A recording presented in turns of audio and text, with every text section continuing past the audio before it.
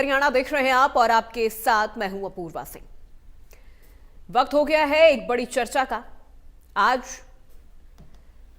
India news Haryana में आज हम चर्चा करेंगे केंद्र सरकार के बजट को लेकर। केंद्र सरकार ने देश का आम बजट संसद में पेश किया। केंद्र के बजट में क्या नया मिला, क्या पुराना दिखा, ये सब तो देश प्रदेश की जनता ने अच्छे से देखा है। लेकिन अब केंद्र सरकार के बजट पर सियासी सवाल भी शुरू हो गया है। बवाल और घमासान भी देखने को मिल रहा है। विपक्ष ने सरकार के बजट पर सवाल खड़े करने शुरू कर दिए हैं। विपक्ष के नेता बजट को दिशाहीन, निराशाहीन बता रहे हैं। कांग्रेस, इनेलो और जेजेपी ने बजट को लेकर सवाल खड़े किए हैं। कांग्रेस नेताओं में नेता प्रतिपक्ष भूपेंद्र सिंह हुड्डा, दीपेंद्र हुड्डा, कुमारी शैलजा सरकार को लगातार घेर रहे हैं। भूपेंद्र सिंह हुड्डा ने बोलते हुए कहा कि बजट से किसी वर्ग को कोई राहत नहीं मिली है। बजट में कोई भी वर्ग खुश नहीं है। हुड्डा ने कहा कि आम लोगों की बात करें तो महंगाई से उन्हें कोई राहत नहीं मिली है। हुड्डा ने कहा है कि हरियाणा को भी इस आम बजट में कुछ भी खास बड़ी सौगात नहीं मिली है। किसी भी वर्ग को इस बजट से कोई राहत नहीं मिली है। खासतौर पर उन्होंने हरियाणा के संदर्भ में कहा है कि ये जो बजट है वो हरियाणा के लिए भी दिशाहीन है, क्योंकि किसी भी वर्ग को राहत देने वाला बजट नहीं कहा जा सकता। भूपेंद्र सिंह हुड्डा के साथ ही दीपेंद्र हुड्डा ने कहा कि बजट में हरियाणा को कुछ नहीं दिया गया है। हरियाणा सबसे ज्यादा जीएसटी देता है, सबसे ज्यादा टोल टैक्स देता है। दीपेंद्र हुड्डा ने कहा कि बजट जनता के हित में नहीं है। कांग्रेस के साथ ही इनेलो अध्यक्ष सरकार को घेरते हुए कहा कि सरकार हर वर्ग के हित की बात कर रही है, लेकिन सरकार ने सिर्फ रक्षा और स्वास्थ्य सेक्टर का बजट बढ़ाया है, जबकि शिक्षा, खेल और बाकी अन्य चीजों पर स्वास्थ्य भी इसमें है जिस पे फोकस नहीं किया गया है। अभय चौटाला ने कहा है कि 53,05,00,000 का जो बजट पेश हुआ है, जिसमें 24% से कर्ज लेना है। अभय चौटाला ने कहा कि केंद्र ने हरियाणा को कोई पैसा नहीं दिया है, बजट में कुछ नहीं किया है, सिर्फ लीपापोती की गई है। हर बार कर्ज बढ़ रहा है। अभय के साथ पूर्व डिप्टी सीएम दुष्यंत चौटाला ने बजट पर बोलते हुए कहा कि बजट केंद्र सरकार की दोगली नीति को उजागर करता है। दुष्यंत चौटाला ने कहा कि केंद्र सरकार का पिछले 12 सालों में यदि कोई सबसे निराशाजनक बजट आया है तो वो इसी वर्ष का बजट है। उन्होंने कहा कि बजट में किसानों के नाम पर केवल औपचारिक चर्चा की गई है, जबकि किसानों की आय बढ़ाने, फसल के दाम और कर्ज राहत जैसे मुद्दों पर सरकार पूरी तरह विफल रही है। उन्होंने ये भी आरोप लगाया है कि जिन राज्यों में आगामी समय में विधानसभा चुनाव होने हैं वहां के लिए बजट में विशेष प्रावधान किए गए हैं, जबकि दूसरे राज्यों की अनदेखी की गई है। इससे साफ है कि केंद्र सरकार बजट का इस्तेमाल राजनीतिक फायदे के लिए कर रही है। वहीं बजट को लेकर विपक्ष के सवालों पर सीएम नायब सैनी ने जवाब भी दिया है। सीएम नायब सैनी ने कहा कि केंद्र ने बजट में जो हरियाणा को दिया है, कांग्रेस में अपने 55 साल की सत्ता के दौरान वो हरियाणा के लिए नहीं किया है। आज तक किसी सरकार ने इतना नहीं दिया जो नरेंद्र मोदी की सरकार ने दिया है। सीएम सैनी ने कहा कि जो नरेंद्र मोदी सरकार ने हरियाणा को दिया है वो कांग्रेस ने सपने में भी नहीं सोचा। सीएम सैनी ने कहा कि कांग्रेस लोगों को गुमराह ना करे, इस बजट से हरियाणा विकसित हरियाणा होगा। कांग्रेस की समझ में बजट समझ में नहीं आया है। कांग्रेस के नेता इस बजट को समझने के लिए काउंसलिंग लें। आज अपने खास कार्यक्रम में इसी मुद्दे पर हम चर्चा करेंगे, लेकिन उससे पहले कुछ सवाल है कि केंद्र के बजट पर आखिर इतना मचा सियासी बवाल क्यों है? केंद्र का बजट विपक्ष को क्यों नहीं रास आया? हरियाणा के लिए बजट में क्या खास है और विपक्ष ने बजट पर इतने सवाल क्यों उठाए हैं? क्यों विपक्ष को ये बजट दिशाहीन और निराशाहीन लग रहा है? कुछ खास मेहमान भी हमारे साथ इस चर्चा में जुड़ेंगे, पैनल हमारे साथ जुड़ेगा, जिससे हम इस पूरे विषय को समझने की कोशिश करेंगे। खोखला है और आम आदमी को कोई राहत नहीं दी गई। देखो, कोई भी हो, आम आदमी की राहत के लिए शिक्षा, स्वास्थ्य और पब्लिक के जो काम होते, पब्लिक को क्या लाभ हो रहे हैं, मुख्य 3 बात होती है। जहां तक एजुकेशन का सवाल है, 2002-03 में तो एजुकेशन बजट पे जो सेस को निकालकर 2.3 था टोटल बजट का अलॉटेड था। अब 2026-27 में ये 1.1 कर दिया एक्सक्लूडिंग सेस। इसी प्रकार से जो आम पब्लिक है, मध्यवर्ती लोग हैं, उनको कोई राहत नहीं दी गई।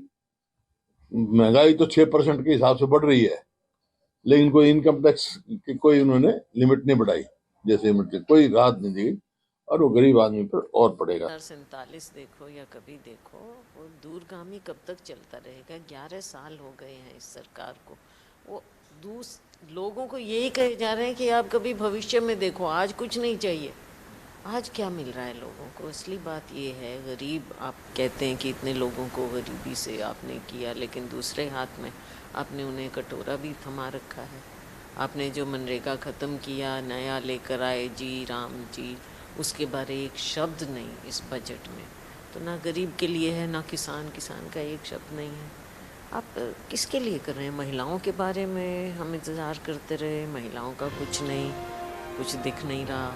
मेरे अपने राज्य के लिए हम इंतज़ार कर रहे थे 11 साल से कि कोई प्रोजेक्ट आए, कोई प्रोजेक्ट नहीं। एक राखी गढ़ी के बारे में 15 में से एक कि वहाँ कुछ करेंगे। किसान को क्या मिला, खेती के लिए क्या मिला, क्या लाभ हुआ है? नंबर 2, खेती में सबसे महत्वपूर्ण चीज़ होती है बीज, पानी। अच्छे बीज हो, अच्छा पानी का इंतजाम हो, और खाद, बिजली। इन किसान के ऊपर तो कुछ भी नहीं किया। भावांतर भरपाई। मुझे तो अजीब सा बजट लगा। इसको कहते हैं ना जैसे कि ना खाने से नुकसान और ना खाने से कोई फायदा। हरियाणा के बाटे कुछ नहीं आया, और 12 वर्ष की भांति इस साल भी हरियाणा का नाम सुनने से हरियाणा वासी वंचित रह गए। केंद्रीय बजट में हरियाणा का नाम नहीं आया। आवंटन की बात तो बाद की है, कोई परियोजना नहीं दी गई। जो हरियाणा देश में सबसे ज्यादा जीएसटी दे रहा है, सबसे ज्यादा नेशनल हाईवे को टोल कलेक्शन दे रहा है, जो मैंने रिकॉर्ड की बात संसद में रखी थी पिछले लोकसभा सत्र में।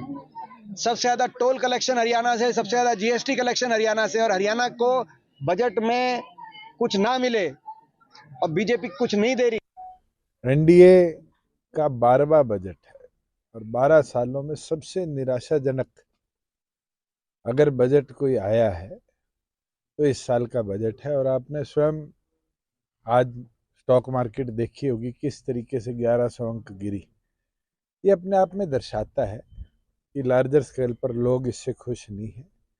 वहीं दूसरी ओर पर किसान के बारे में नामात्र चर्चा, रोड इंफ्रास्ट्रक्चर पे कोई ज़्यादा फोकस नहीं। बजट के अंदर बारी बारी चर्चा करी गई तो साउथ इंडिया की जो स्टेट्स में इलेक्शन आ रहा है उनको फ़ायदा पहुंचाने की बात करेगी। ऐसी टेक्नोलॉजीज़ के ऊपर इंटरनेशनल क्लाइंट्स को खुश करने के लिए रिबेट दिया गया, जैसे डाटा सेंटर से क्लाउडिंग में टैक्स हेवन बनाया गया फॉरेन को, मगर इंडियन लोगों को डाटा सेंटर यूटिलाइजेशन पे टैक्सेशन की पॉलिसी में डाला गया।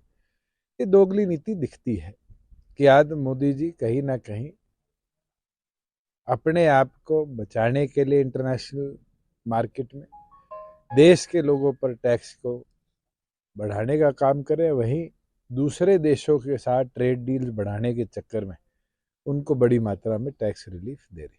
आदरणीय प्रधानमंत्री जी ने पहली बार जो हरियाणा को दिया है, कांग्रेस 55 साल तक देश के अंदर सत्ता में रही है। ये लगातार लंबे समय तक कांग्रेस पार्टी हरियाणा में भी सत्ता में रही है, केंद्र में भी कांग्रेस की सरकार रही है। मैं क्योंकि आरोप लगाना तो आसान है, परंतु तुलना करें किसी भी, मैं उसको बताना चाहता हूं जो नरेंद्र मोदी जी ने इस बजट के अंदर हरियाणा को दिया है, ऐतिहासिक दिया है। आज तक इतना किसी सरकार ने नहीं दिया जो नरेंद्र मोदी जी ने हरियाणा को दिया है।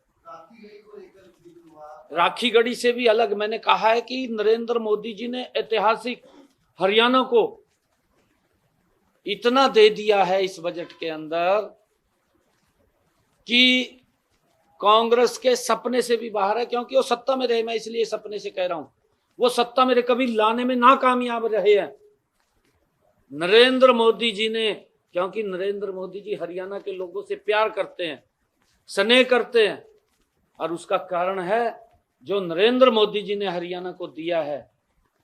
आज हरियाणा को नंबर 1 के ऊपर दिया है, नंबर 1 के ऊपर।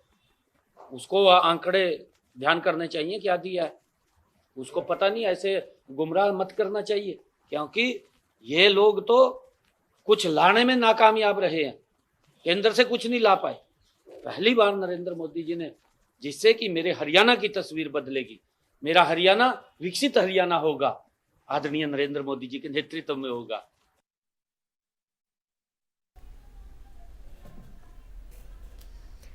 तो चलिए चर्चा की शुरुआत करते हैं। पैनल हमारे साथ जुड़ गया है, एक एक करके सभी मेहमानों का आपसे परिचय करवाते हैं। वैशाली तोमर हमारे साथ जुड़ गई हैं, प्रवक्ता है बीजेपी पार्टी से। वैशाली जी बहुत स्वागत आपका। कांग्रेस प्रवक्ता अजय गौतम जी हमारे साथ जुड़ गए हैं। गौतम साहब बहुत स्वागत आपका। और इनेलो प्रवक्ता ओमकार सिंह हमारे साथ जुड़ गए हैं। ओमकार सिंह जी बहुत स्वागत आपका। और राकेश कुमार हमारे साथ राजनीतिक विश्लेषक के तौर पर जुड़ गए हैं। राकेश जी आपका भी बहुत स्वागत। सबसे पहले वैशाली जी मैं आपसे शुरुआत करूंगी। अभी सीएम नायब सैनी कह रहे हैं कि पीएम नरेंद्र मोदी का बहुत स्नेह है हरियाणा के साथ, बहुत कुछ उन्होंने हरियाणा को दिया है, हरियाणा के लोगों के लिए उन्होंने बहुत कुछ किया है। लेकिन विपक्ष तो कह रहा है कि वो स्नेह, वो प्यार इस बजट में नजर क्यों नहीं आ रहा है? ये बजट क्यों हरियाणा के संदर्भ में इतना दिशाहीन और इतना निराशाजनक लग रहा है? जी नमस्कार राखी जी, आपको सादर नमस्कार। और मेरे साथ जितने भी पैनल में साथी जुड़े हैं, प्रवक्ता साथी जुड़े हैं, उनको भी मैं सादर नमस्कार करती हूँ। और हरियाणा की जनता को वैशाली तोमर का राम राम। जी देखिए, सर्वे भवन्ना सर्वे संतु निरामया, सबका कल्याण ही सरकार का लक्ष्य है। फर्स्ट ऑफ ऑल तो जब सबका कल्याण सरकार का लक्ष्य है, और आपने पिछले मैं ये कहूंगी कि 12 वर्षों में ये बजट, जितनी बार भी बजट आया उतनी बार आपने देखा बजट में कि जब भी कुछ भी एलोकेट हुआ तो उसमें हरियाणा को स्पेशल, मैं ये कहूंगी कि हरियाणा को स्पेशल फैसिलिटी दी गई, हरियाणा को स्पेशल एलोकेशन दिया गया बजट का, और हरियाणा के लिए तो स्पेशल काम किया गया है। और उसके बाद भी ये बैठ कर यहाँ पर बात करते हैं कि भाई कुछ मिला है। सत्य उनको भी सुन रही थी कि उन्होंने कहा कि भाई राखी गढ़ी को छोड़कर और तो कुछ भी नहीं मिला है। क्यों नहीं मिला है? 41% तो टैक्सेशन में इन्वॉल्व मिला है। क्यों नहीं मिला है बताइए? अगर राखी गढ़ी जब हमारा टूरिस्ट स्पॉट बनेगा तो वहां पर क्या रोजगार नहीं बढ़ेगा? वहां पर क्या एम्प्लॉयमेंट नहीं बढ़ेगा? और जब उस टूरिस्ट से पैसा आएगा तो वो इंफ्रा पर लगेगा, एजुकेशन पर लगेगा। तो क्यों नहीं कुछ मिला है? फार्मर्स को इतना पैसा मिला हुआ है। फार्मर्स की जो मॉडर्न फार्मिंग को जो आप देख रहे हैं कि एक समय था कि जब लोग किसानी से, खेती से भागते थे कि खेती में कुछ नहीं है, सिर्फ कर्जा है, और कर्जे की इस तरह की खबरें अखबार उठाते थे। रोज एक न्यूज इस तरह की आपको देखने को मिलती थी। राखी जी वो समय भी भूले नहीं है कि आज इस किसान ने कर्जे के तहत आत्महत्या कर ली, आज इस किसान ने कर्जे के तहत आत्महत्या कर ली। आज लोग लाखों का पैकेज छोड़ के विदेशों से आ रहे हैं और किसानी कर रहे हैं। क्यों कर रहे हैं? क्योंकि किसानों को इतना ज्यादा बेनिफिट्स भी मिल रहा है, और ऊपर से जो नई, मैं कहूंगी एक तरह से किसान है वो अपनी जो खेती है उसको टेक्निकल तरीके से उसमें ग्रोथ भी बढ़ा रहे हैं। तो इंफ्रा को लेकर रिकॉर्ड इन्वेस्टमेंट हुआ है, हाईवेज, रेलवे, और जो कनेक्टिविटी है उससे नेशन तो बैकबोन स्ट्रॉन्ग होगा ही। उसके साथ साथ हमारे हरियाणा के लोगों को एम्प्लॉयमेंट भी मिलेगा, और हरियाणा में अलग से ग्रोथ भी होगी। फार्मर्स के लिए एग्रीकल्चर बजट बनाया गया है, modern farming, high value crop से फार्मर इनकम इंक्रीज होगी। तो क्या बेनिफिट नहीं हुआ है? महिलाओं को जहां एक बजट आता था तो वो महिलाओं के लिए सहानुभूति वाला बजट हमेशा से दिखाई देता था, लेकिन जब से माननीय नरेंद्र मोदी जी की सरकार आई है उन्होंने महिलाओं को 33% का आरक्षण तो दिया ही है, उसके साथ साथ आर्थिक तौर पर भी तैयार किया है। आज बजट में क्या मिला ये बता दो। ठीक है, बीच में नहीं ओमकार सिंह जी, आप इतनी बारी में बोलिएगा। बजट में क्या मिला देखिए। रुक जाइए ओमकार सिंह जी, 11,000 करोड़ ऐसे बीच में नहीं सर, बीच में नहीं। अभी चर्चा शुरू हुई है, अभी पहला रिएक्शन ले लेने दीजिए। नहीं ओमकार सिंह जी ऐसे नहीं चलेगा सर, ऐसे नहीं चलेगा। अभी मैं सबसे पहला रिएक्शन ले रही हूँ ना, अभी सभी मेहमानों से मैं ले रही हूँ, उसके बाद आप काउंटर करिएगा। ठीक है, वही सवाल है मेरा, वही सवाल है सर, मेरा वही सवाल था वैशाली जी से। रुक जाइए ओमकार सिंह जी, थोड़ा पेशेंस रखिए सर, बारी बारी से सब अपनी बात रखें। ठीक है वैशाली जी, आप अपनी बात कंप्लीट करिए, उसके बाद मैं अजय जी का रुख करती हूँ, फिर ओमकार सिंह जी मैं आपके पास आऊंगी।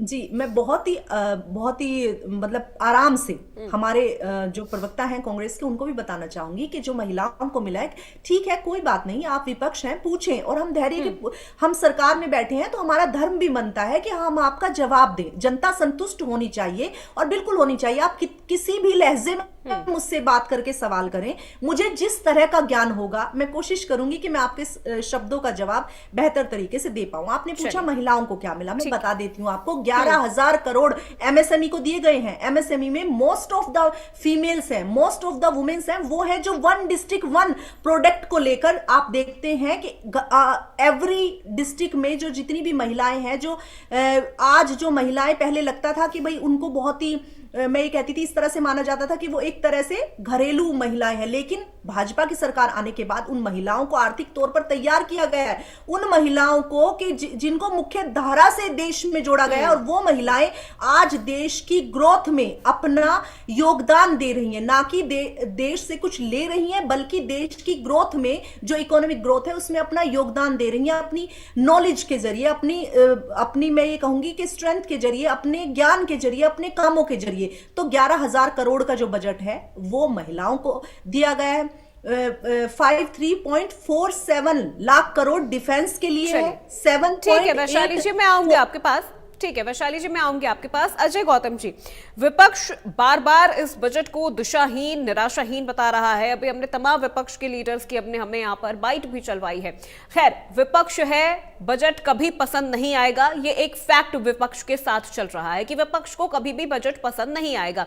लेकिन यहाँ पर हर सेक्टर के लिए कुछ ना कुछ विशेष तौर पर दिया गया है, चाहे वो रोजगार के सेक्टर में हम बात कर ले, या फिर हम इंफ्रास्ट्रक्चर के सेक्टर में बात कर ले, स्वास्थ्य के क्षेत्र में बात कर ले, या महिलाओं के हम सेक्टर में यहां पर बात कर ले, सबके लिए कुछ है। अब आप क्या चाह रहे थे कि पर्टिकुलर हरियाणा का नाम लेके हरियाणा के लिए योजनाओं का वहां पर जिक्र किया जाए, ये आप चाह रहे थे, ये मांग थी विपक्ष की, तब आप मानते कि हाँ हरियाणा के लिए भी कुछ किया गया है, या इस बजट में हरियाणा को भी कुछ दिया गया है? देखिए, ये बजट जो है आम आदमी का नहीं था, ये उद्योगपतियों के लिए बजट बनाया गया था, तो उनको बेनिफिट्स दिए गए हैं।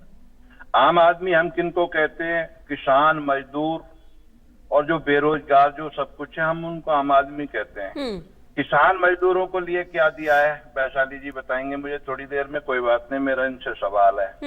किसानों के लिए क्या दिया है? आज इतनी महंगाई है, खाद बीज की, क्या कोई राहत दी है? क्या उसमें कोई एमएसपी पे गारंटी वाली जो बात थी वो दी है क्या इन्होंने? बेरोजगारी पर आज मेरे देश का युवा रोड पे धक्के खा रहा है, और इन्होंने 2 करोड़ नौकरी पर ईयर देने की बात कही थी, लेकिन आज तक उस पे वो शायद ये भूल गए, अभी उसको वो याद नहीं रखना चाहते, क्योंकि अभी 2047 की बात कर रहे हैं, फिर उसके बाद में 70 की बात करेंगे, फिर 2090 की बात करेंगे, वो बढ़ता चला जाएगा इसी तरह से। महंगाई पर क्या किया इन्होंने? गैस सिलेंडर महंगा कर दिया, पेट्रोल महंगा कर दिया, दूध, चावल, जो किचन की आइटम थी वो सब महंगी हो गई हैं। कि कुछ नहीं, बेरोजगारी पे भी इन्होंने गरीब आदमी के लिए कुछ भी नहीं सोचा है। एमएसपी पे बात की हमने, एमएसपी पे गारंटी कोई नहीं, मध्यम वर्ग को कोई राहत नहीं दी है इन्होंने। कमाने वाला बेचारा कैसे अपना गुजारा कर रहा है, इस बारे में कुछ नहीं सोचा है, कोई राहत नहीं दी गई है। महिलाओं पर ये बात कर रहे हैं कि महिलाओं को ये दिया है, महिलाओं को सिर्फ भाषणबाजी दी गई है, योजना गिनाई गई है, लेकिन बजट में आवंटन में कुछ नहीं किया गया महिलाओं के लिए। राज्यों का हक पर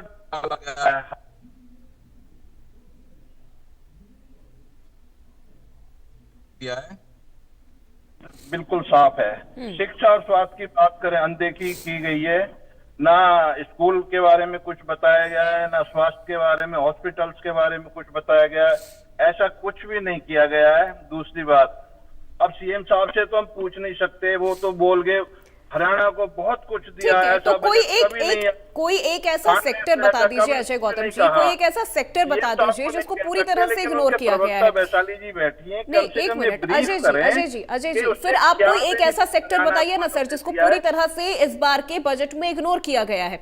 क्या महिलाओं को सशक्त करने के लिए अगर बजट में प्रावधान है तो महिलाओं को आप आम जनता में नहीं गिनते हैं? क्या किसानों को मजबूत करने के लिए अगर प्रावधान इस बजट में लाया गया है तो क्या आप किसानों को आम जनता में नहीं गिन रहे हैं? अब ये किस तरह से सर यहाँ पर लाया जाए कि आप इस बजट को आम जनता का बजट मानेंगे? पहले मैं अपनी बात कंप्लीट कर लूं जी। देखिए, भारतीय जनता पार्टी जुमलेबाज सरकार है। मैं आपको याद दिलाना चाहता हूं, 14-15 के बजट में इन्होंने कहा था हम 100 स्मार्ट सिटी बनाएंगे, 2022 तक का टारगेट रखा था। हम एम्स बनाएंगे पूरे इंडिया में, बहुत सारे एम्स बनाएंगे। इस बात चलिए अजय गौतम जी, आपके ऑडियो के साथ कुछ दिक्कत आ रही है, बार बार आपकी आवाज बार बार ब्रेक हो रही है। मैं एक बार ओंकार सिंह जी का रुख करती हूँ, उसके बाद राकेश कुमार जी भी राजनीतिक विश्लेषक हमारे साथ बहुत देर से बने हुए हैं। ठीक है अजय गौतम जी, मैं आऊंगी आपके पास। एक स्मार्ट सिटी का नाम बता रहे हैं, ठीक है, हम इनको स्वीकार कर लेंगे 1 मिनट में। एक स्मार्ट सिटी जो देश में बनाई है, अगर पाकिस्तान बना के आगे हो तो पता नहीं, क्योंकि मोदी है तो मुमकिन है किसी भी देश में स्मार्ट सिटी बना के आ जाएंगे इंडिया के नाम से, लेकिन भारत में नहीं बनाएंगे। तो मेरा सवाल सीधा, ठीक है अजय गौतम जी, मैं आऊंगी आपके पास, मैं वापस लौटूंगी वैशाली जी से भी मैं समझूंगी स्मार्ट सिटी को लेकर और उस पूरे बजट को लेकर। ओंकार सिंह जी, सर आपको भी लग रहा है बजट निराशाजनक है तो फिर क्यों लग रहा है ऐसा? अपूर्वा जी, आप ही बता दीजिए ऐसा क्या है जिससे निराशाजनक ना लगे। और दूसरी बात, 53 लाख करोड़ का बजट है, यूपी में चुनाव है, यूपी के चुनाव को देखते हुए वहां एम्स भी दे दिया, आईआईटी भी दे दी, स्पेशल एग्रीकल्चर जोन भी दे दिया, पैकेज भी दे दिया। हरियाणा में चुनाव तो निपट गए। हरियाणा को क्या दिया? मेरी बहन कह रही थी 10,000 करोड़ दिए एमएसएमई के लिए, और बोल रही थी एमएसएमई में ज्यादातर औरतें, ज्यादातर महिलाएं। बहुत अजीब बात है, मेरे को तो नजर नहीं आई। हम तो कॉमर्स के स्टूडेंट रहे हैं, एमएसएमई को अच्छी तरह से अध्ययन भी करता हूं कि एमएसएमई में लेडीज कहां से है, महिला कहां से है, और 10,000 करोड़ में कितने एमएसएमई हरियाणा के हैं जिनको फायदा मिलेगा। बात करते हैं 2047 की, 82.5 करोड़ लोगों को 5 किलो अनाज दे रहे हैं, और निर्मला सीतारमन जी कहते हैं 25 करोड़ हमने अमीर बना दिए। मतलब 107.5 करोड़ जनता जिनकी गरीब हो वो विश्व गुरु बनने की बात करते हैं। मैं कहता हूं बने विश्व गुरु, और ईश्वर से प्रार्थना करता हूं सद्बुद्धि दे इनको कि आज 2026 है, आज युवा रोजगार मांग रहा है, आज युवा उद्योग मांग रहा है, आज युवा नशे की चपेट में, अपराध की चपेट में है। 2047 की बात करते हैं, तब तक तो युवा 50 साल का हो जाएगा, क्या तब दोगे रोजगार? 12 साल हो गए आपकी सरकार को, 12 साल में आपने क्या इंफ्रास्ट्रक्चर डेवलप किया? आज आपकी स्थिति क्या है? जब देश पर आपने कब्जा किया, 2014 में आपकी सरकार बनी, 55 लाख करोड़ का कर्ज था भारत के ऊपर, आज 255 लाख करोड़ से ऊपर हो गया। ऐसा क्या कर दिया तुमने? और मैं तो कहता हूं हरियाणा को क्या मिला? छोड़ दीजिए सारी बातें। हमें उम्मीद थी हरियाणा को विशेष पैकेज मिलेगा, क्योंकि तीसरी बार सरकार बनी है हरियाणा में, पहली बार ऐसा हुआ है। क्या मिला विशेष पैकेज? हमारे जो उद्योग 2006 में कांग्रेस की सरकार के दौरान हिमाचल, बद्दी, नालागढ़, सोलन, कालाम चले गए थे, कम से कम उनको वापस ले आते, कोई ऐसा पैकेज दे देते। आज बेरोजगारी में नंबर 1 है, और हरियाणा कर्ज के मामले में अब जो रिपोर्ट आई है टॉप के 6 राज्यों में, टॉप 6 में पहुंच गया। आप सोचिए तो पूर्वा जी, आप ही बता दीजिए। हम चलो, हम तो अनपढ़ लोग हैं, ये बड़ी बड़ी बातें करते हैं, बता दें हरियाणा को क्या मिला ऑन द ऑल, ये तो बता दें। क्या हरियाणा में एम्स, आईआईटी नहीं आ सकता था? क्या हरियाणा को विशेष आर्थिक पैकेज नहीं दिया जा सकता? क्या हम बहुत अमीर हैं? और फिर प्रधानमंत्री श्री नरेंद्र मोदी जी कहते हैं कि हम जल्द ही तीसरी बड़ी अर्थव्यवस्था बन जाएंगे। जब ये बात कहते हैं तो कहीं ना कहीं हमें सोचने पे मजबूर हो जाना पड़ता है। 150 करोड़ की जनसंख्या हो जाएगी हमारी, 150 करोड़ देश वाला, व्यक्तियों वाला देश, अगर तीसरी बड़ी अर्थव्यवस्था जीडीपी के मामले में, तो क्या बड़ी बात है? बता तो दीजिए। कहते हैं जर्मनी को पीछे छोड़ दिया। अरे जर्मनी की पॉपुलेशन देख लो, अपनी पॉपुलेशन देख लो। जब हम पर कैपिटा जीडीपी की बात करते हैं तो ग्रोस जीडीपी पर कैपिटा के हिसाब से कैलकुलेट होता है, इनको ये भी पूछ लीजिए। और मैं तो एक बात पूछना चाहता हूं, मान लीजिए हम तीसरी बड़ी अर्थव्यवस्था बन गए, क्या हम अमीर हो जाएंगे? क्या बेरोजगारी दूर हो जाएगी? क्या हम उद्योगपति बन जाएंगे? क्या होगा तीसरी बड़ी अर्थव्यवस्था में? क्या भुखमरी सूचकांक में हमारा नंबर ऊपर आ जाएगा? अरे भाई कुछ ऐसी व्यवस्था कीजिए। आज 12 साल हो गए आपको, आप हर बार नई चीज बात करते हो। कभी कहते थे शुरू में हम नदियां जोड़ने की व्यवस्था कर रहे हैं, फिर गंगा साफ करने की व्यवस्था कर रहे हैं, फिर स्मार्ट सिटी लेके आएंगे, फिर बुलेट ट्रेन लेके आएंगे। ठीक है राकेश कुमार जी, बजट को लेकर सत्ता और विपक्ष बिल्कुल उलट सोच के साथ है। विपक्ष को लग रहा है कि बजट में आपने क्या किया? रुक जाइए ओंकार सिंह जी, वंदे भारत ट्रेन चला रहे हैं ओंकार सिंह जी। तो देखिए, अपनी बात खत्म करता हूँ, बस अपनी बात खत्म करता हूँ एक बात कह के। वंदे भारत ट्रेन चला रहे हैं। किसी जमाने में हमारे पास मोबाइल नहीं था, टेलीफोन होते थे, कान पे लगा के बुक करानी पड़ती थी कॉल। आज हमारे पास मोबाइल है, स्मार्टफोन है। किसी जमाने में रेल इंजन उस कैटेगरी थे, आज वंदे भारत की कैटेगरी से हो गए। आपने कुछ नहीं किया।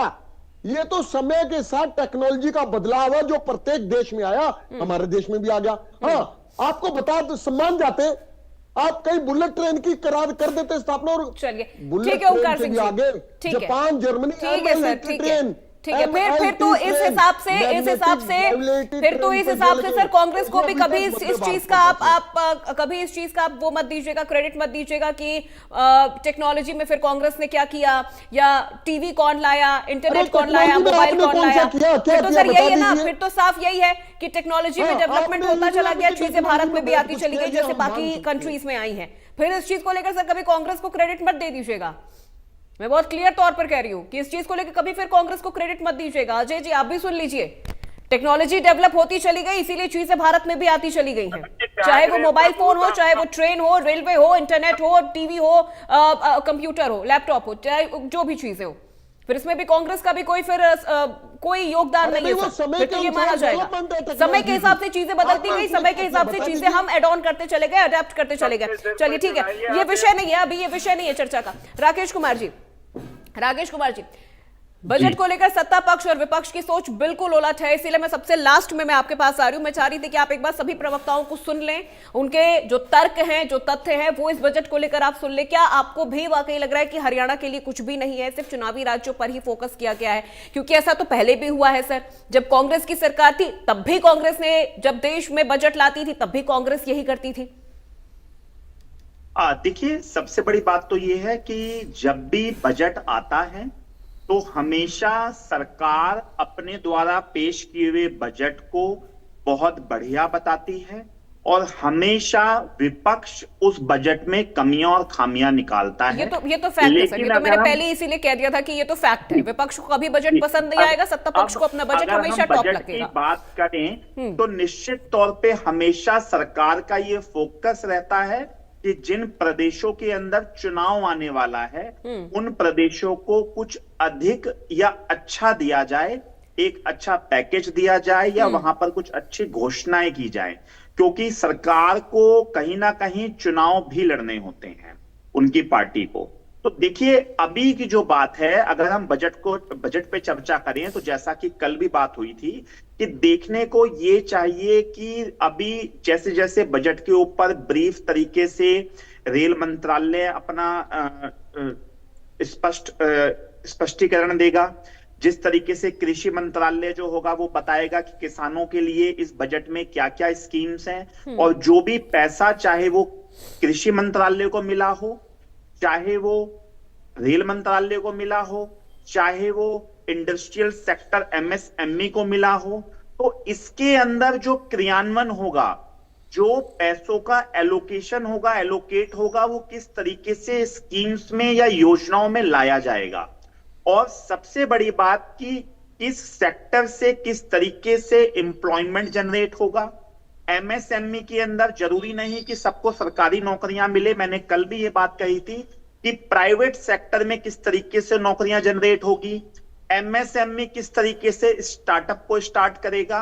और एक सबसे महत्वपूर्ण बात जो हम हमेशा सुन रहे हैं कि 2047 तक भारत विकसित भारत बन जाएगा, ये बहुत अच्छी बात है, हम तेजी से चल भी रहे हैं, लेकिन उसी के साथ साथ सरकार को यह भी स्पष्ट करना चाहिए कि उस 2047 के रोड मैप में ईयर बाय ईयर क्या क्या डेवलपमेंट भारत के अंदर हमें सबको देखने को मिलेगी। कि आज 2026 जनवरी चल रहा है, 2027 या 2028 तक हम ये सेक्टर में इस तरीके से हम काम को कर लेंगे, तो ये भी बहुत जरूरी है। अब जो बात हो रही है कि केवल हरियाणा को क्या मिला, हरियाणा में चुनाव नहीं है तो हरियाणा को कम बजट मिला, इस पे मैं कहना चाहूंगा कि ये जो बजट है ये स्टेट गवर्नमेंट का बजट नहीं है, ये नेशनल गवर्नमेंट का बजट है। और निश्चित तौर पर जिस तरीके से यूपी को बहुत सारी घोषणाएं की गई और बजट में उनको एक महत्वपूर्ण कुछ बिंदुओं पे उनके लिए अच्छे से रखे गए, तो हालांकि ये बिल्कुल सही बात है कि यूपी बहुत बड़ा प्रदेश है, यूपी की जनसंख्या भी बहुत है, और निश्चित तौर पर यूपी के अंदर बहुत कुछ होना भी बाकी है। हरियाणा के मुकाबले में यूपी के अंदर कहीं ना कहीं वो फैसिलिटीज अभी नहीं है जो हरियाणा में है। लेकिन ये भारत का बजट है, इसके अंदर हर एक राज्य, हर एक प्रदेश, हर एक सेक्टर को देखना था। मेरा अपना व्यक्तिगत मानना यह है कि इस बजट को अभी थोड़े दिन में फिर पता चलेगा कि इस बजट का रोजगार पे क्या इफेक्ट हुआ, किसानों की आय पे क्या इफेक्ट हुआ, किसानों को किस तरीके से, क्या एमएसएमई की जो किसान मांग करते हैं वो कुछ बेटर हो पाएगी या नहीं हो पाएगी, किस तरीके से रोजगार जनरेट होगा या नहीं होगा, इन सभी चीजों के ऊपर है। बट इन टोटलिटी अगर हम एक निष्कर्ष पे निकले तो बजट जो है वो एक आम जनता की समझ से हमेशा बाहर रहता है, क्योंकि बजट की जो लैंग्वेज है वो बड़ी टेक्निकल होती है। और ये भी हमें देखना पड़ेगा कि हम इस कर्ज को जो हमारे ऊपर ईयर बाय ईयर लगातार बढ़ता जा रहा है, जो एक 2014 के अंदर लगभग 55-60 लाख करोड़ के आसपास था, आज वो 255-260 के आसपास पहुंच गया। तो इसको कम करने के लिए क्या जनरेट होगा, किस तरीके से आय जनरेट होगी कि कर्जा भी कम हो सके, क्योंकि लगातार कर्जा बढ़ता जा रहा है, वो भी एक बहुत बड़ा चिंता का विषय है। और सबसे बड़ी बात कि हमारे देश के बजट से हमारे रुपए कितना मजबूत होगा। आज के समय में आप देखें, डॉलर दिन पे दिन ताकतवर होता जा रहा है, डॉलर की वैल्यू बढ़ती जा रही है और हमारे रुपए की वैल्यू घटती जा रही है। तो बजट को हम इफेक्टिव तब मानेंगे जब आने वाले एक साल के अंदर हमारा रुपया जो है वो मजबूत होगा और डॉलर जो है वो थोड़ा सा रुपए के आगे थोड़ा सा कम आए। तो ये भी एक अभी देखने को मिलेगा। तो अभी बजट आया है, इसके रिजल्ट भी आएंगे और मैं समझता हूं एक पैमाना डिसाइड होना चाहिए कि ईयर बाय ईयर हमारा देश किस तरीके से आगे बढ़े। ठीक है वैशाली जी, फिर से वही सवाल है, घूम फिर के वही चीजें आ रही है कि बजट दिशाहीन है, हरियाणा के लिए कुछ भी खास नहीं है। लेकिन जब किसानों की बात होती है तो पूरे देश के किसानों की बात हो रही है, महिलाओं की बात हो रही है तो पूरे देश के महिलाओं की बात हो रही है। और जैसा कि अभी राकेश जी ने भी कहा कि ये स्टेट बजट नहीं है, ये भी देश का बजट है, तो उस हिसाब से चीजें यहां पर रिप्रेजेंट की गई हैं। फिर भी विपक्ष को क्यों ऐसा लग रहा है कि इस बार हरियाणा के लिए कुछ खास नहीं है, चुनावी राज्यों पर ज्यादा फोकस है?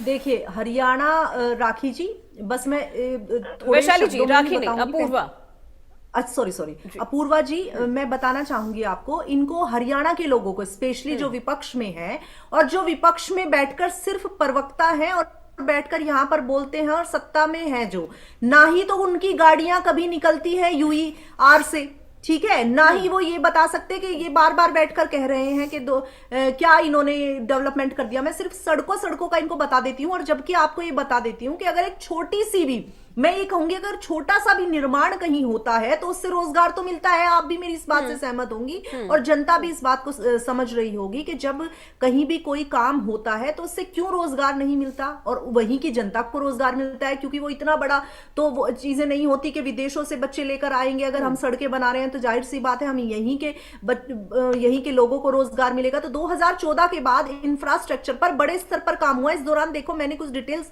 निकाली, ये भी निकाल सकते हैं और ये रोज चलते भी हैं, देखते भी हैं, लेकिन उसके बाद भी ये ना ही तो कुछ मानने को तैयार है, ना ही कुछ कहने को तैयार है कि 43,700 किलोमीटर से ज्यादा की सड़कों का सुधार हुआ, जिसमें 2,400 किलोमीटर नई सड़कें बनी, जिसमें लगभग 30,000 करोड़ का खर्च हुआ है। द्वारका एक्सप्रेसवे इनको दिखाई नहीं देता, यूईआर इनको दिखाई नहीं देता। इनको जितनी हाईवे ये बन रहे हैं, जिनकी दिल्ली से कनेक्टिविटी हो रही है, जिनकी मुंबई से कनेक्टिविटी हो रही है, इनकी कटरा से कनेक्टिविटी हो रही है, और आज ये जितना टाइम यहां से गुरुग्राम से सोनीपत जाने का भी 1.5 घंटे उसमें कमी आई है, तो इनको कुछ भी नहीं दिखाई देता। तो अब इनसे बताएं इनकी किस किस बात का जवाब दिया जाए, जब इनको जो चीजें हो रही हैं, जो डेवलपमेंट हो रहे हैं, इनको वो भी नहीं अगर दिखाई देते हैं तो फिर इनको क्या बताएं कि किस तरह का काम हो रहा है, किस तरह का काम नहीं हो रहा है। अब हम यहां पर लड़ने के लिए तो नहीं बैठते, फर्स्ट ऑफ ऑल हमारी कोई लड़ाई नहीं है, हम सिर्फ ये बात बताने के लिए बैठते हैं।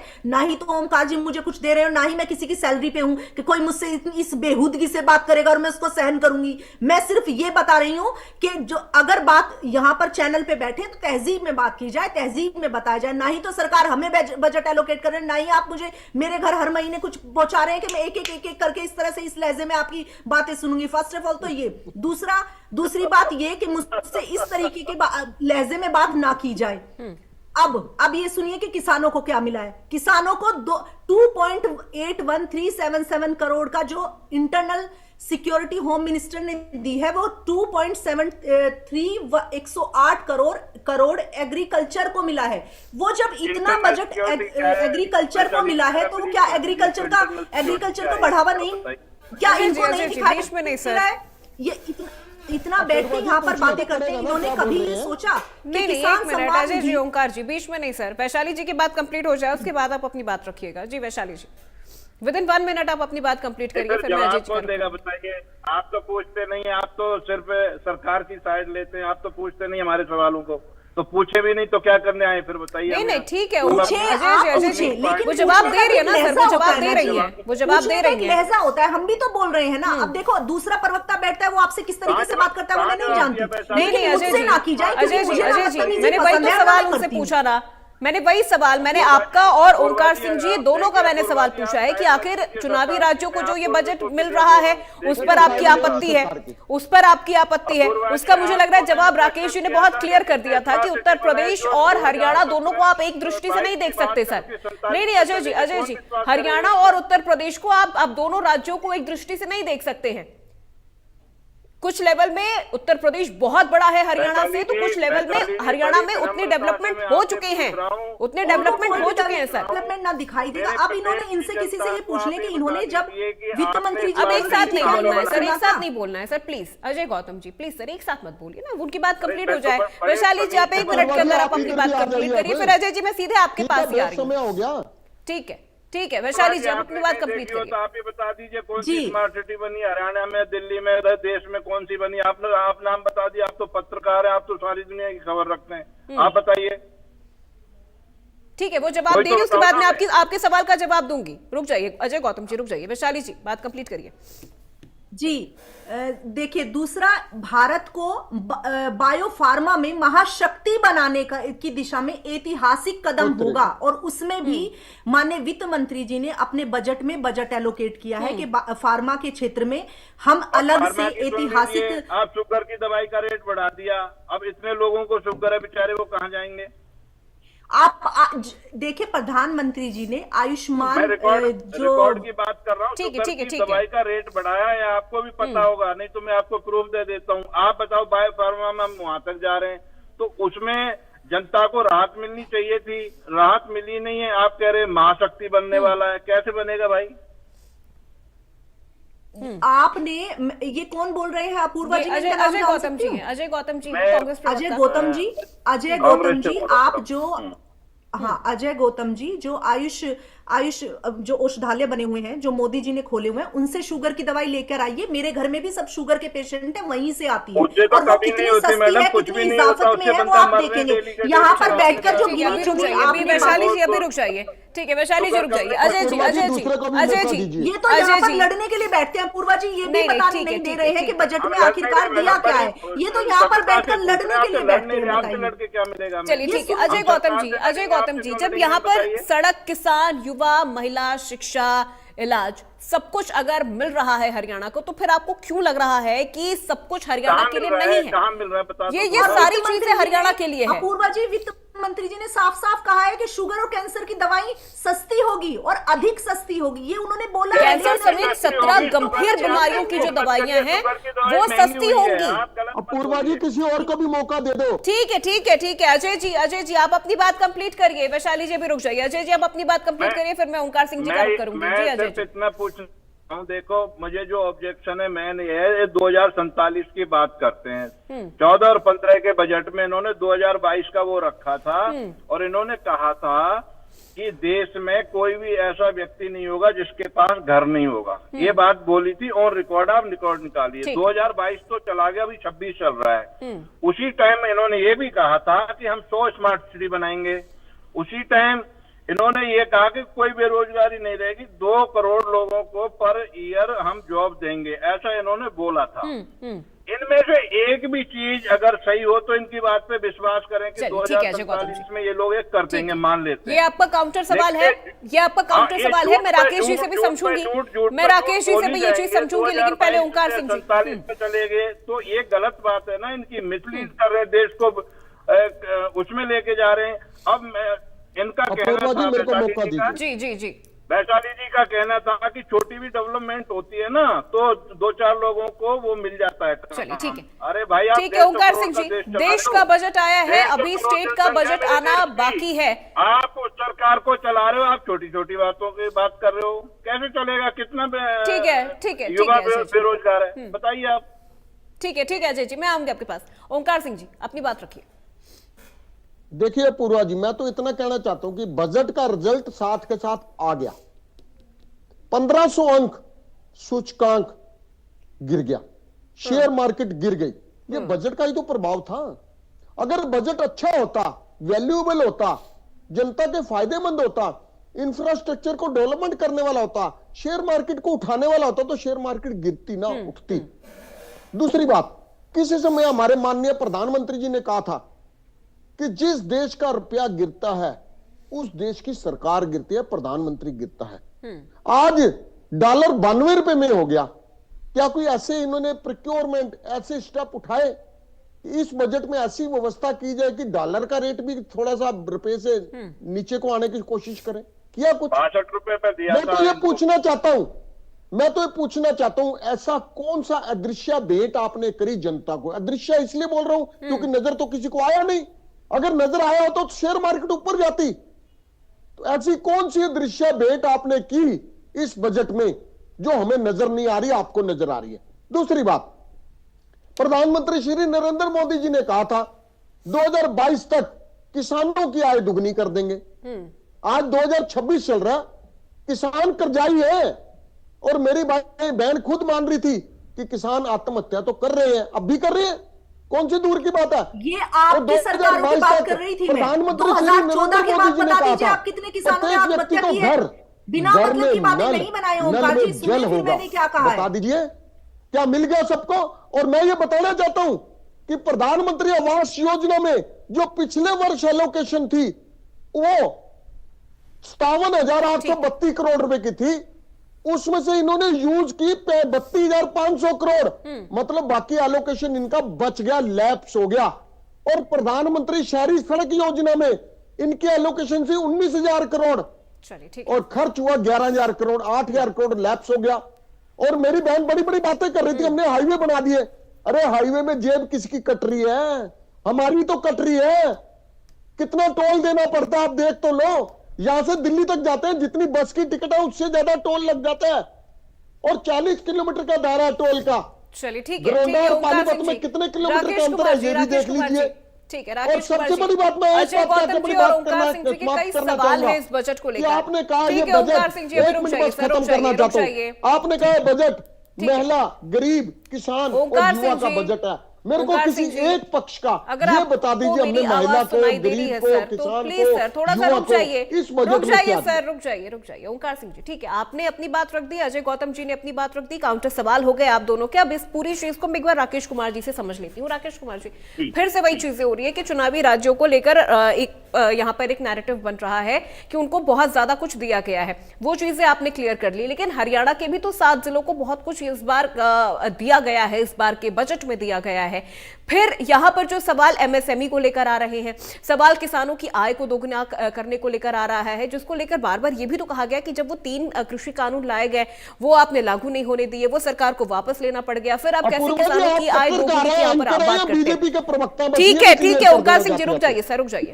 जरूर क्लियर कर देंगे। अपूर्वा जी मेरी एक रिक्वेस्ट है छोटी सी, कानूनों को ये जो अपने एनालिस्ट है ना, इनको मैं जस्ट एक रिक्वेस्ट करना चाहूंगा, इसको एनालिस्ट करें जो बजट है। अभी भी आप देखें तो बजट आने से पहले की बात है, वो राजनीतिक पार्टी कर लेंगे। ठीक है जो गौतम जी, अभी राकेश जी बोल रहे हैं, लोगों को जी राकेश देखिए, अभी बजट आने से पहले भी कृषि मंत्री जी ने कहा कि बहुत जल्द कृषि कानून दोबारा से आएंगे और वो कानून चर्चा करके किसानों से लाया जाएगा। तो जिस तरीके से किसानों की आय दुगनी करने की बात कही गई थी, किसानों की आय अभी तक दुगनी नहीं हो पाई, ये बात सभी को पता है और किसान लगातार उस बात को लेकर आंदोलन कर रहा है। तो किसानों की आय कैसे दुगनी होगी, इस पे अभी भी बहुत बड़ा एक काम होना बाकी है, क्योंकि हमारा देश में आज भी कृषि प्रधान देश है। देश की मैक्सिमम पॉपुलेशन किसानी के अंदर लगी हुई है। दूसरा, देखिए मैंने पहले भी कहा कि ये बजट जो है ये भारत का बजट है, इसको हर एक राज्य को कहीं ना कहीं लाभ पहुंचाना होता है, हर राज्य को फंड एलोकेट करना पड़ता है और मंत्रालय में जो फंड गया है, चाहे वो एमएसएमई सेक्टर हो, चाहे वो कृषि मंत्रालय हो, चाहे वो रेल मंत्रालय हो, उन सभी मंत्रालय वो देखेंगे किस किस प्रदेश में किस किस तरीके से उस फंड को एलोकेट करते हैं, उसका विभाजन करते हैं। लेकिन एक बात निश्चित है कि एमएसएमई के अंदर भी जिस तरीके से फंड दिया गया, तो एमएसएमई के अंदर जब आदमी स्टार्टअप करने, देश का युवा, चाहे वो महिलाएं हो चाहे वो युवा हो, जब वो स्टार्टअप क्रियान्वयन के अंदर कहीं ना कहीं एक बहुत बड़ा एक मतलब नहीं पड़ती है। तो आने वाले समय में ये भी देखना पड़ेगा कि एमएसएमई के अंदर नया स्टार्टअप लगाने में जो फंड, ठीक है राकेश कुमार जी, मिलेंगे। और सबसे अंत में बस मैं एक ही बात कहना चाहूंगा कि देखिए ये जो बजट आया है, इस बजट का जो इफेक्ट है वो तब बेटर समझ में आएगा जब हम 5-6 महीने में, 7 महीने में या दूसरे बजट आने से पहले ये देखेंगे कि हमारे देश में क्या डेवलपमेंट हुई और दूसरा जो रुपया है वो मजबूत हुआ डॉलर के मुकाबले। ठीक है, चलिए बिल्कुल राकेश कुमार जी, देखिए वक्त इतनी इजाजत दे रहा है, चर्चा को यहीं पर समाप्त करना होगा, लेकिन बहुत शुक्रिया हमारे सभी मेहमानों का हमारे साथ इस चर्चा में जुड़ने के लिए। तो देखिए बजट को लेकर आरोप बहुत लग रहे हैं, विपक्ष की तरफ से लगातार ये कहा जा रहा है कि ये बजट दिशाहीन है, ये बजट निराशाहीन है, लेकिन अब तक कोई ठोस उदाहरण ये विपक्ष नहीं दे पाया है कि आखिर इस बजट में ऐसी क्या परेशानी है और ऐसा क्या है जो हरियाणा को नहीं दिया गया है। खैर इंतजार करना होगा, स्टेट बजट भी आएगा, उसके बाद इस पूरे विषय पर हम दोबारा से चर्चा करेंगे और फिर समझेंगे कि देश का जो ये आम बजट पेश किया गया उसके बाद राज्यों को कितना फायदा इन बजट से मिल रहा है। तो फिलहाल आज की इस चर्चा में मेरे साथ बस इतना है। प्रदेश की तमाम खबरों के लिए आप देखते रहिए इंडिया न्यूज हरियाणा।